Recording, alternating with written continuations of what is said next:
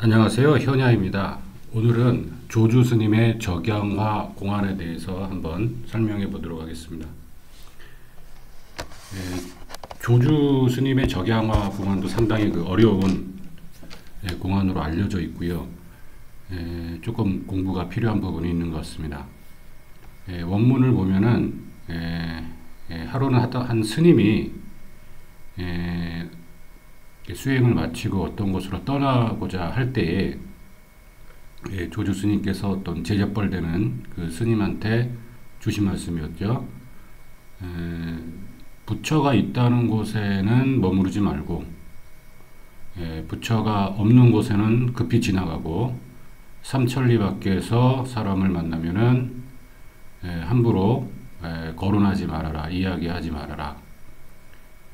그렇게 이야기를 하니까 그 제자뻘 되는 스님이 그럼 어딜 가란 말씀입니까? 차라리 그냥 여기 있겠습니다. 안 가겠습니다. 그랬더니 조주 스님이 적양화를 딴다, 적양화를 딴다.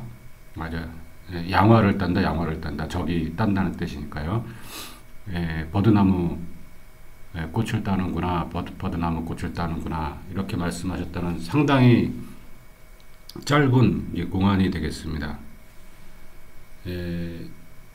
이 공안을 풀기 위해서 이제 몇 가지 배경 지식을 좀 공부를 하면서 함께 이야기를 한번 해보고자 합니다.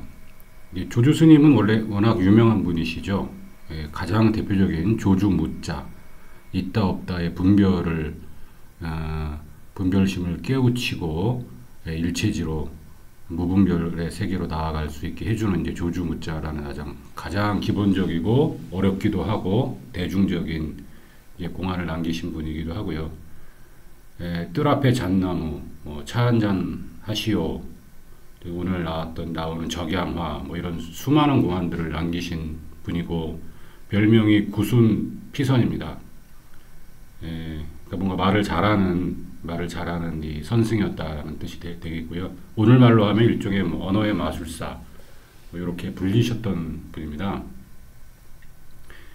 내용은 상당히 간단한데 이게 이 적양화라는 말 자체가 사실 이제 많이 쓰이는 말이 아니기 때문에 우리나라에서 이 부분도 좀 살펴볼 필요가 있고요. 전반적으로 한번 보도록 하겠습니다. 일단 후배 스님이 이제 안 가겠다 그랬죠. 부처가 있는 곳은 머무르지 말고 없는 곳은 지나쳐가고 그럼 이미 그렇게 따지면은 있을 곳이 없지 않습니까? 그래서 안 가겠다 그러니까 이게 깨달아서 그렇게 얘기를 했을 수도 있고 못 깨달아서 했을 수도 있어요. 후배 스님이 이미 깨달은 사람이라면은 적양화 버들꽃을 딴다 하는 조주 스님의 말씀은 칭찬이었겠죠. 반대로 후배 스님이 뭔가 못 깨닫고 말한 거다, 가지 않겠습니다 했던 그 말이 뭔가 언어의 표면만 보고 말한 논리적 모순이니까 갈 곳이 없으니까 이제 안 가겠다 이렇게 단순하게 이해를 했으면 못 깨달은 사람입니까? 적양화는 그때는 이제 꾸지람의 말이 되겠죠. 그러면 이제 가장 중요한 게 이제 버들꽃을 딴다, 양화, 이게 이제 무슨 말이냐, 이거를 알아야 좀 실마리가 풀리는 공안이라고 생각을 합니다. 말뜻 자체는 우리나라 말로 버들꽃이거든요. 근데 이 한자를 좀 아시는 분은 알겠지만은 버드나무 이 양자가 있고 버드나무 유자가 있어요. 그래서 이거를 굳이 이제 영어와 배대해서 이렇게 해석을 해보면은 버드나무 양자는 이제 포플라라고 이제 영어로 말을 하고, 노멘클레처, 텍사노미, 이름을 붙이는 이런 생물학의 학문 체계에서 보면은 이제 종속과목 강문계, 식물에 속하고 종자식물문에 속하고 쌍자엽 식물강, 양류목, 양류과, 마지막에 양속 낙엽교목이다. 양속, 그냥 한자 양자를 그대로 쓰고 있습니다. 이게 보통 우리가 동물이나 식물의 이름을 이게 속명을 그냥 일반적인 보통 명사로 삼기 때문에 버드나무 양이에요, 그냥.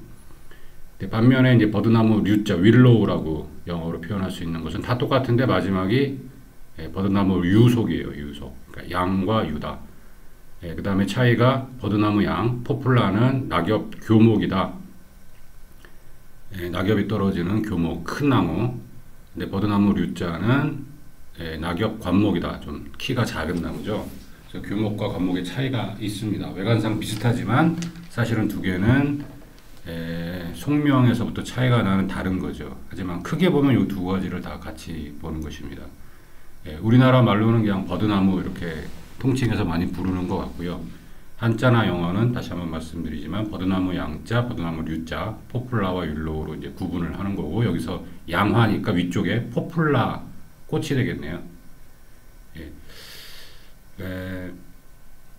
근데 여기서 좀 주의해야 될 것이, 이제 뜻 자체는 버드나무 꽃이잖아요. 꽃 화자라고 했으니까. 근데 진짜 이게 꽃을 의미했던 것이냐? 잘 보면 버들꽃은 꽃이죠. 그다음에 버드나무 열매, 이게 뭐 버들강아지 같이 이렇게 솜처럼 날아가는 것은 유서. 소자는 솜서자입니다. 유서라고 해서 사실 다른 거예요. 꽃과 열매는 분명히 다른 거죠. 전자는 꽃이고, 꽃은 꽃이고, 후자는 버들강아지 같이 솜처럼 구름같이 날리는 그런 것입니다. 근데 문제는 실제 그 중국의 고전 문학이나 심지어 우리나라 조선시대 문학을 보면 이 두 가지를 구별을 안 하고 쓰는 경우가 상당히 많습니다. 그래서 꽃과 이 열매를 같은 걸로 본다. 근데 오히려 꽃이라고 표현했지만은 이 솜으로 보이는 이 버들 열매, 버들강아지를 지칭하는 경우가 오히려 훨씬 많다. 이거죠. 이게 솜처럼 이렇게 되어 있잖아요. 뭐 참고로 우리나라 양화대교, 옛날 제2한강대교는 양화진이라는, 양화 나루터죠. 양화 나루터. 여기에 이제 버드나무가 이제 많이 있었기 때문에 옛날에 버들꽃이 양관을 이루기 때문에 이제 양화라고 한 것이고, 아까 말씀드린 실제로 버들꽃이 버들 열매로 사용된 사례를 중국 문헌 찾아보면 이렇게 많습니다. 그 유명한 중국의 뭐 이름만 대면 당연히 알만한 이태백 포함해서 이분들이 쓴 시를 보면은 실제로 양화라고 표현했지만 내용을 보면 그게 이제 유서, 날아다니는 솜같이 생긴 거, 아까 사진에서 보셨던 이제 그걸 실제로 표현하고 있습니다. 그러니까 이제 뭐 이렇게 정착이 된 거예요. 또 다른 말로 하면은 이 버들꽃을 딴다라는 말이 중국의 입장에서는 보면은 그 뭐랄까요, 많이 일반 그 문학에서도 많이 사용되던 표현이다. 이 불교 선종에서만 사용된 게 아니라 일반 문학 작품에도 실제로 많이 사용됐다라는 건 당연히 알 수가 있겠죠. 자, 이제 이거 그러면 이렇게 놓고 봤을 때 이제 일본 쪽 해석을 한번 찾아보면은 요 공안에 대해서 이렇게 설명하는 걸 볼 수 있어요. 우리나라도 마찬가지겠습니다만은 중국에서는 초여름에 가로수 등에 있는 버드나무 솜이 가로 눈처럼 흩날리며 그 일대를 떠돈다고 한다. 우리도 이런 거 경험할 수 있죠. 솜처럼 떠돌게 되죠. 여기 조주 스님의 유장이라고 되어 있는 유서, 유서는 흰 버드나무 솜이 눈처럼 흩날리는 것을 말한다. 중국 해설 쪽을 보면은, 일본 해석을 보면은 아예 그 양화라는 꽃이 아니라 이거는 솜처럼 날리는 걸 표현한 공안이다. 공중을 날아다니며 종잡을 수 없는 유서입니다. 유서는 일체의 알맹이 없는 존재, 매달릴 것이 없는 유서에게조차 인간은 매달리려는 것이 적양화라고 조수님은 설명하고 있다. 좀 애매하긴 한데 대충 이 적양화에서 양화를 딴다라는 것이 이런 솜이 날리는 것을 종잡을 수 없는, 뭐 어떻게 보면 좀 의미 없는 공중을 날아다니는 이런 것을 잡으려고 하는 게 아니냐라는 이제 실마리적인 이제 설명이 있죠. 그 다음에 우리나라 문인들도 이 양화를 솜이나 구름의 열매라고 표현을 했습니다. 실제로 찾아보면 이제 서거정의 작품을 보면은 바람에 날리는 유화, 이런 표현이 있고요. 유화가 날리고, 뭐 이게 꽃이라고 했는데 그게 꽃이 아니에요. 열매인데 그거를 이제 실제 시적 표현에서는 그냥 꽃이 날린다라고 얘기를 했다는 거죠. 그다음에 김종직의 작품에도 양유화가 피었는데 꽃은 날아 강 건너 맑은 물결에 떨어지네, 이렇게 날아다니는 이거를 표현을 하는 걸 볼 수가 있고, 매천 황현, 뭐 구한말의 유명한 분이시죠. 거기도 이제 유화가 날리고, 이런 거를 좀 볼 수가 있어요. 그러니까 요 공안의 해석도 거기에 맞춰서 그냥 딱 깔끔하게 있는 거 꽃을 딴다라기보다 날아다니는 솜 쪽에 치중해서 해석하는 게 저 맞다고 생각을 합니다. 대만 쪽 해석을 봐도 마찬가지예요. 양화라는 거는 유서를 말한다라고 아예 여기는 그냥 명확하게 이제 표현을 하고 있거든요.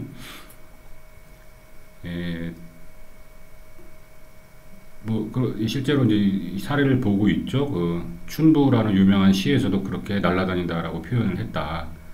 이런 얘기를 하고 있고, 대만 쪽의 어떤 해석을 보면은 마찬가지로 날아다니는 솜이라는 뜻으로 치중을 해서 이제 설명을 하고 있는 것을 볼 수가 있습니다.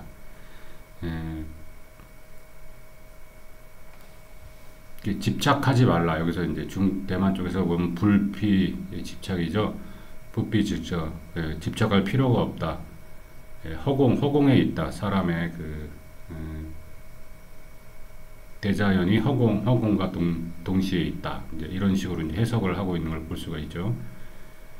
그 다음에 삼천리 밖에서 사람을 만나면은 뭐 함부로 얘기하지 말라라는 게 공안인데, 또 시를 보면은 어떤 다른 시를 보면은 삼천리 밖에서 적영화를 딴다라는 또 유명한 시가 있어요. 약간 변형된 거죠. 이게 합쳐버린 것 같네요. 마치 공안을. 삼천리 밖에 사람을 만나면은 함부로 거론하지 말아라. 안 가겠습니다. 그러니까 적영화. 이걸 합쳐버리니까 삼천리 밖에서 적영화를 딴다. 이런 시도 있어요. 자, 이제 결론적인 말씀을 드려보겠습니다. 이 뒷부분을 해석을 하면은 어느 정도 이제 말이 되는 것 같습니다. 저는 이 삼천리를 선불교, 불교 교리에 따라 해석을 한다면 삼천대천세계로 봤습니다. 석가모니불이 관장하는 현재 우주 전체를 가리킨다고 보면은 욕계, 색계, 무색계가 이제 데발로카라 그래가지고 인도의 어떤 천상도죠. 거기 자이나교라든지 힌두교에서도 비슷하게 개념이 유사합니다. 욕계, 색계, 무색계, 데발로카, 이 전체 우주를 삼천대천세계로 이제 봤을 때에 삼천리밖까지 이 선승이 걸어간 거예요. 아까 수련을 끝내고 조주스님께 인사를 하고 이제 가려는 선승이 돌을 잘 닦아서 삼천리밖까지 갔다는 건 삼천대천세계 밖으로 나가서 윤회를 벗어난 거죠. 성불에서 윤회를 벗어난 세계, 이 석가모니불이 계시는 곳, 이렇게 상징적으로 볼 수가 있잖아요. 그 경지에 도달해서 뭘 합니까? 거기에 있는 만난 사람은 누구겠어요? 석가모니불이 밖에 없잖아요. 그 세계까지 가신 분들, 또는 뭐 성불하신 분들, 뭐 그 세계까지 갔을 때에는 결국에 뭘 거론할 필요도 없죠. 이미 성불하신 분들은 뭘 하고 있습니까? 거기에 뭐라고 규정할 수 있는 구름 같은 공을 따고 있는 거죠. 그렇게 표현을 한다고 보면 되죠.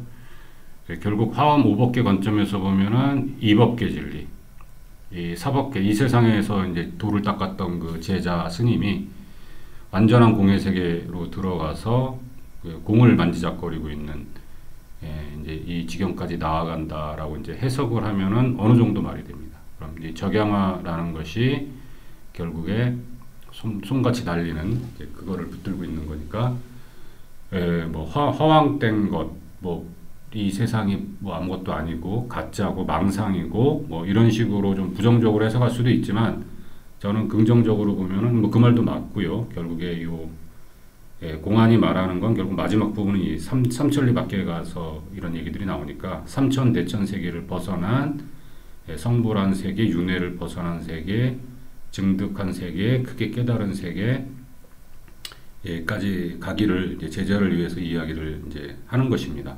결국에 칭찬일 수도 있고 꾸지람일 수도 있는데 판단하기는 어려운 것 같습니다. 만일에 그 제자 스님이 아무데도 가지 않겠습니다 한 것이 깨달아서 한 말이라면 당연히 칭찬이었을 것이고, 깨닫지 못한 것이었으면은 조주 스님의 꾸지람입니다. 둘 중에 어떤 걸로 해석을 해도 무방하고, 실제로 그 제자 스님이 깨달았는지 않았는지는 중요하지 않죠. 전달하고자 하는 메시지는 결국 똑같이 되니까, 결국 화엄 500개 관점에서의 이법계 진리를 말하는 공안이다. 그런데 제가 느끼는 건 그렇게 어려운 공안 같진 않아요. 그렇게 어려운 구간 같지는 않고 이게 왜 우리나라 불교계에서 어렵다고 자꾸 얘기를 하냐면은 이 적양화라는 말의 뜻 자체를 해석이 안 되니까 한국 사람들이 버드나무 다 안다고 생각하지만 실제 이게 당송시대 공안이기 때문에 그 시대에 당송시대에 중국인들이 무슨 용도로 이런 말들을 썼는지를 찾아봐야 돼요. 근데 보면은 해설하는 분들이 이제 이런 부분은 되게 설명을 안 하고 넘어가고 버드나무를 딴다. 이거는 뭐 우리나라에서는 명확한 이 개념이 잡히기가 어렵죠. 유일하게 뭐 남아있는 얘기들이 고려시대 왕이나 뭐 조선 태조 이성계도 마찬가지지만 물 한 잔 주시오 처자 그랬더니 체할까봐 버드나무 잎을 하나 띄워서 둥둥 띄워서 천천히 물을 마시게 했다. 이런 류의 어떤 해석은 우리나라에 있지만 중국 당송 시대에는 아까 보신 대로 굉장히 많이 이걸 인용해서 시를 쓰고 있어요. 당송 시대 중국인들이 그들이 사용했던 용법 같은 걸 명확하게 데피니션을 내리고 나서 이제 해석을 하면은 조금 쉽게 보이는데 그렇지 않으면은 뭐 사방팔방 수만 가지 해석이 나올 수 있기 때문에 이게 어렵다라고 이제 되는 것이라고 생각을 합니다. 오늘 설명이 도움이 되었으면 좋겠습니다.